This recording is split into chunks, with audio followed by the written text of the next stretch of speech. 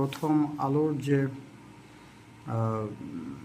প্রতিবেদন এটা দেখে শেয়ার করবেন। দেখেন বায়ু দূষণ পরিস্থিতি, পৃথিবীতে সবচেয়ে বেশি বায়ু দূষণ হয়েছে কি বাংলাদেশে। আমি বিস্তারিত বলবো না, কারণ এটা ভিডিওটা অনেক বড় হয়ে যাবে। এরপর Pakistan, Bharat, Tajikistan, Burkina Faso. আর ঢাকার বায়ুমান হচ্ছে গিয়ে 2006 সাল থেকে,